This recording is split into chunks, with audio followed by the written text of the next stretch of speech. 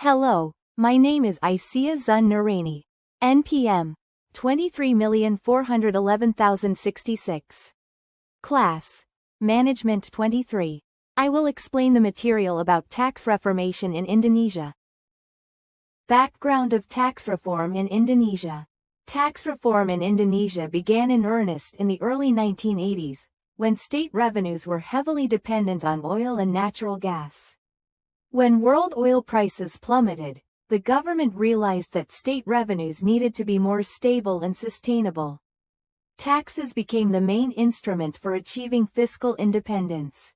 According to the Indonesian Ministry of Finance, Media Keuangan Kemenkeu, the main objectives of tax reform are to increase state revenue, to broaden the tax base and encourage taxpayer compliance, to create a simple, fair, and efficient tax system, to support sustainable economic growth. Major stages of tax reform.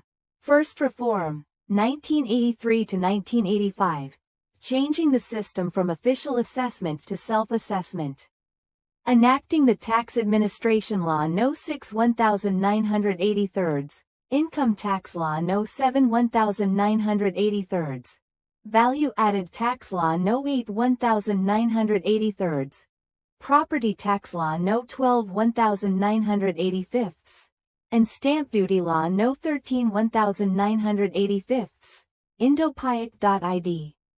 Second reform, 1994, revision of tax laws to align with economic developments and improve the mechanisms for income tax, value-added tax, and tax administration procedures. Third reform, 1997, establishment of the Tax Dispute Resolution Body. Changes to local taxes and tax collection mechanisms. Enactment of Laws No. 17 to 21 of 1997. Fourth reform, 2000, Law No. 17/2000 amended income tax to make it more progressive and supportive of investment, Sanyong Tax Consultants. Fifth reform, 2002 to 2009, modernization of the DGT. Taxpayer segmentation, KPP Pratama, Madhya, large taxpayers, improvement of technology-based services, and strengthening of human resources, Merdeka.com. Current tax reform, 2022 to 2025, carbon tax, 2022, applied to coal-fired power plants with a minimum rate of 30 Indonesian rupiahs per kilogram carbon dioxide (e). Legal basis, Tax Regulation Harmonization Law, HPP, No. 7 2021, Wikipedia.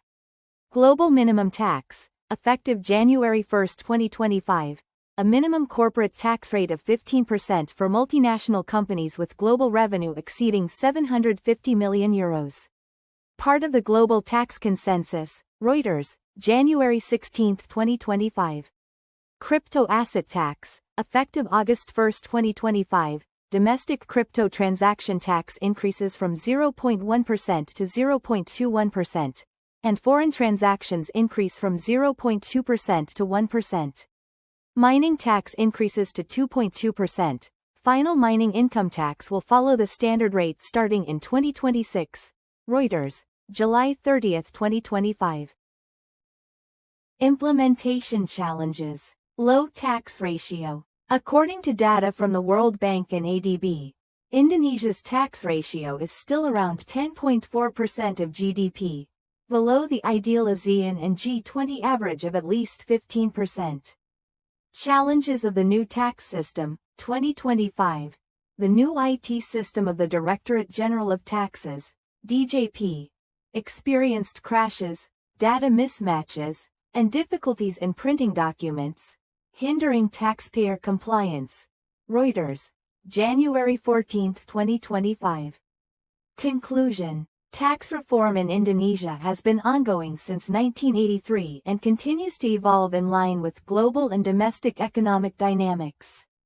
The focus of reform has shifted from increasing state revenue to creating a tax system that is fair, transparent, technology-based, and supportive of sustainable development. While significant progress has been made, challenges such as low tax ratios and technological implementation constraints still require sustainable solutions.